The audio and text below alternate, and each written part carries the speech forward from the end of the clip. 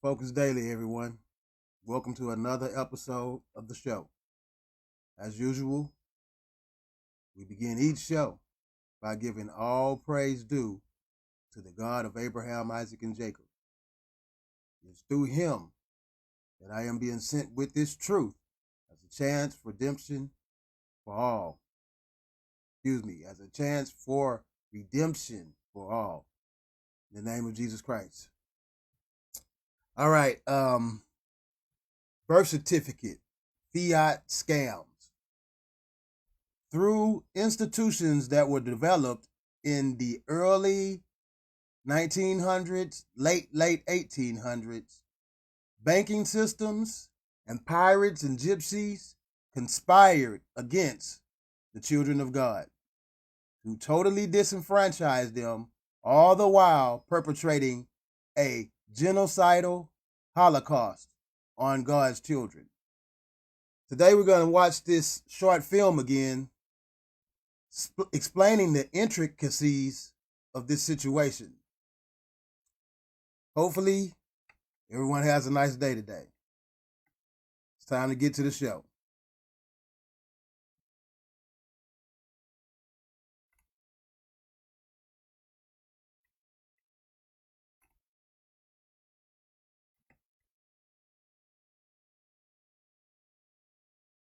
The story of Turtle Island. Let's go. I've spent a few minutes reading this stuff once, so I'll give you guys the benefit of what we figured out. And I'll try to move through this really quick, and just tell me if I'm going too fast, or tell me if you've had enough and you want him to come up and speak again. Just let me know.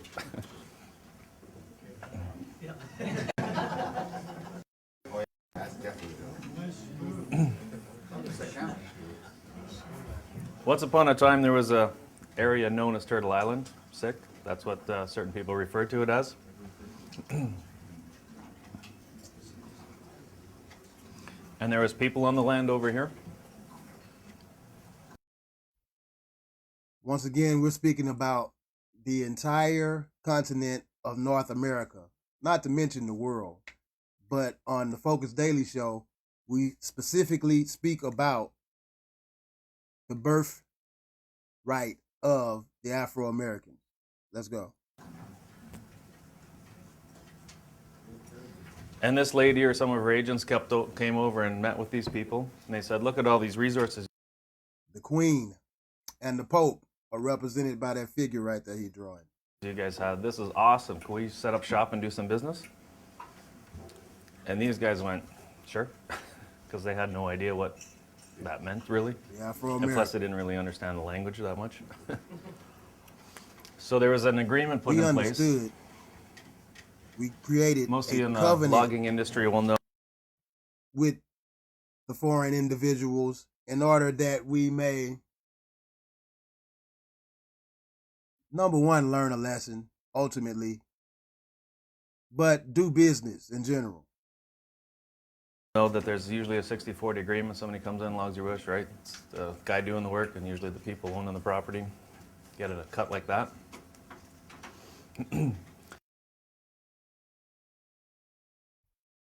Doesn't it seem like your search engine has its own agenda, replacing the... Yeah, you know how YouTube get down.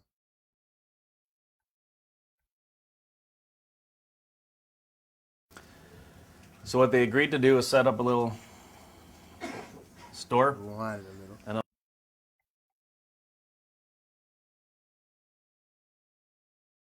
And these guys went, sure. Because they had no idea what that meant, really.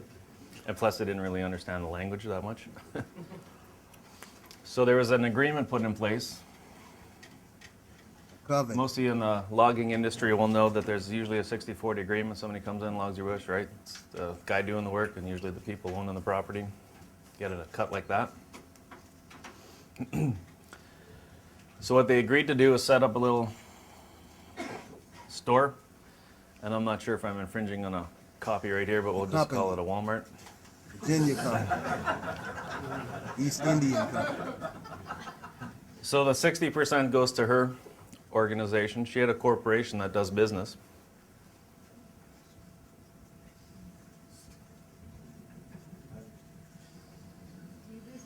known as Her Majesty. And Her Majesty had a bank where she borrows money from, known as the Crown. So any money that this little shop made, 60% of it went to Her Majesty, went to Her Majesty's bank, known as the Crown. And they did her books for her. The 40% went to these people, but these people didn't really know what to do with it anyway. They didn't need it. The company, the boardroom of the company. The head conspirators. Her Majesty organized a trustee.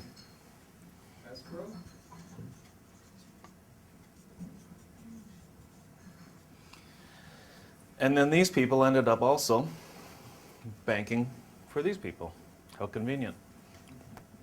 And this corporation did all right, and then they said, sooner or later, they started up a second, and a third, and a fourth corporation inside the territory. Now, 50 states. This agreement was in place. These people, or the corporations, exported lots of products and cut down as many trees and killed as many animals as they could, shipped it all over, wherever they'd want 50 banking cartels. to, and 60% went to her bank account, 40% went to here, to this bank account. And the people in here work in the store. They all wore the blue uniform of Her Majesty, or I guess the red, we'll call it red, sure. And they were all bound by the laws of this corporation. Which is a form of debt slavery. Not the lowest form, but the beginning stages of setting up their company. Okay? These people were her subjects. They weren't Canadians, they weren't Americans, they were British people. Then around that time, these people started traveling the world and they realized that they could issue passports, and they did. So I'm leaving this very general and very quick, right? But we have to learn to see through the lies and the deception. What he's actually doing is teaching those individuals how to take advantage of the system that is set up. What he is not trying to do is speak the truth about the disenfranchisement of God's children, the Afro-Americans. so these people were able to issue passports because they had land, language, and culture, and they were their own nation. These people were subjects of her. Then after a while, these guys got into a little bit of financial trouble, and they merged Upper Canada was still solvent, Lower Canada. Well, if the one was still solvent, that means the other one wasn't. As far as America, the American version of this story goes, right now he's speaking of around the Reconstruction era, around the Civil War era. So they merged these two, and they formed the province of Canada, and then the Crown renewed the loans to these corporations. And then after a while, they got into more trouble, and then they formed the Dominion of Canada. And then the Crown again renewed her loans to keep this corporation afloat. He's speaking about the forming of different political organizations, which ultimately led to this demonic democratic system that I speak so much of. And of course, 40% every time something leaves here, 40% is going into the trust fund. These people here are still all wearing the Walmart uniform. Then after a while, these guys got into a little bit of financial trouble, and they merged Upper Canada was still solvent, Lower Canada. Well, if the one was still solvent, that means the other one wasn't.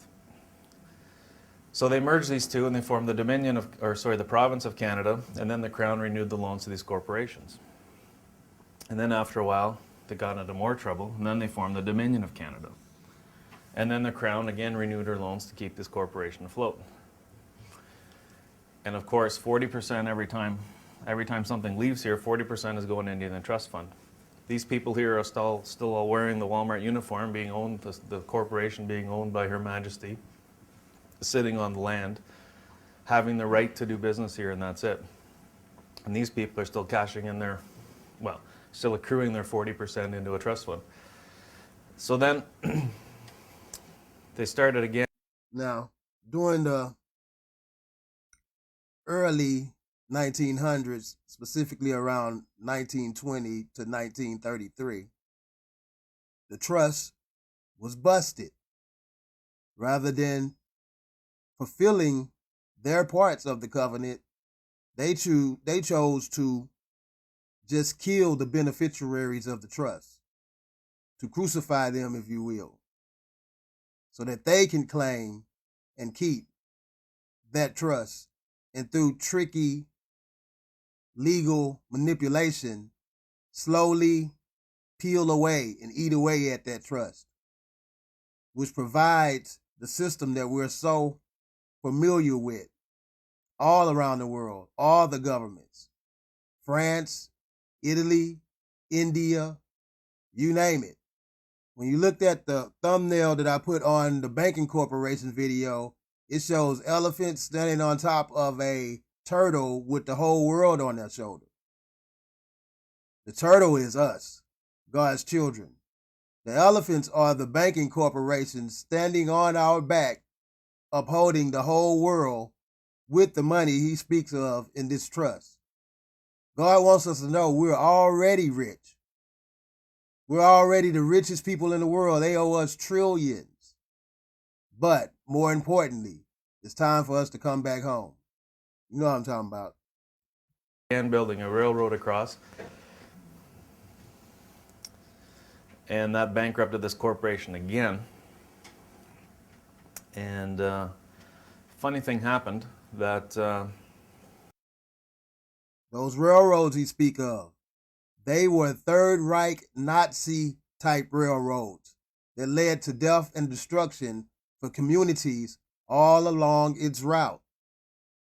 Once again, in the early 1900s, 1920 to 1933, specifically in the early 1920s, an event was given birth to that was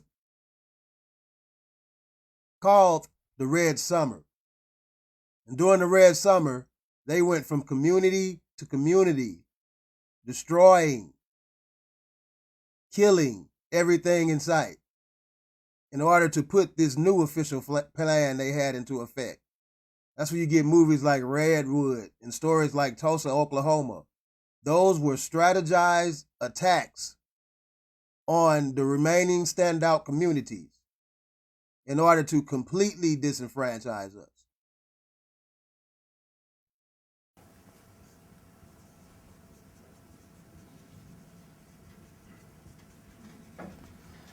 this corporation's revenue fund got merged with the Indian Trust Fund. And all of a sudden, these guys became a country and could issue passports. But if you want to be a country and issue passports, you need land, language, and culture. He says country, I say a complete company. Or should I say we should say a complete company. A complete confederacy of conspirators. Does everybody see what happened? This thing was under a distress sale. The only money was sitting in this trust fund. The trustee of this trust fund said, hey, it's Walmart's 10 cents on the dollar, let's buy some stock. Now all of a sudden, all the people inside here are part of the corporation of Canada. They can issue passports and securities and all that other fun stuff, right? However, this still applies. Politically, it's referred to as the New Deal. So now the people that are born in here, Roosevelt and Woodrow Wilson and them. and I'm going to speak in regards to Ontario because I know those documents a little better, although we have the British Columbia ones here. You'll see them. If somebody, well, you guys will know what they look like more than I will. If some little baby is born in here, that baby, well, because of the marriage contract, the baby is now the property of Her Majesty. This baby gets registered with the Vital Statistics Branch, the Register General, the Deputy Register, signs this document off and it says, I'm satisfied to the, somebody help me out, accuracy and... So, the birth certificate Fiat scam. Here we go. Pay attention. completeness. Anyway, you look up the words on this, where the Register General says it's registered with the Vital Statistics. And I'm going to speak in regards to Ontario, because I know those documents a little better, although we have the British Columbia ones here, you'll see them. Or the You American guys will one. know what they look like more than I will. If some little baby is born in here, that baby, Same game, just different math. well, because of the marriage contract, the baby is now the property of Her Majesty. This baby gets registered with the Vital Statistics Branch, the Registrar General, the Deputy Registrar, signs this document off, and it says, I'm satisfied to the, somebody help me out, accuracy and completeness. Anyway, you look up the words on this, where the Registrar General signs off on this. When you look in that law dictionary, maybe somebody can do this as an exercise later, take a look at what a deed is. A deed must describe the property in full detail and be accurate and complete. This is the deed to this. There's also a law, the trust law, that says where an instrument is executed after July 1st, 1867, the holder thereof is deemed to be the trustee without conveyance of rights or title. Okay, in a nutshell. Something gets signed, the holder thereof is deemed to be the trustee.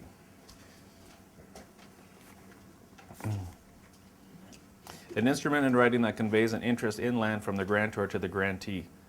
It's usually used to transfer realty. Its main function is to pass title.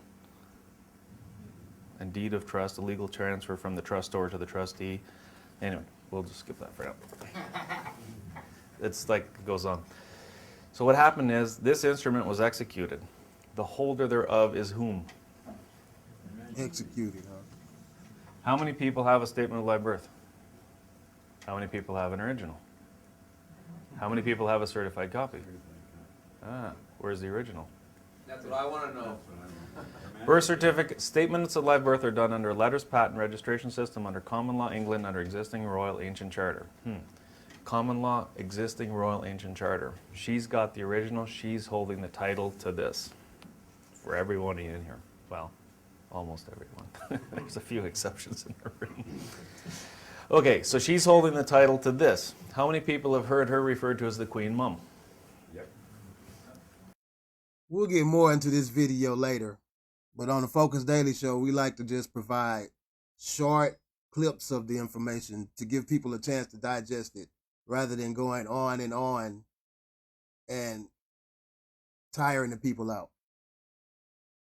But, as usual, another episode of the Focus Daily Show. See y'all. We out.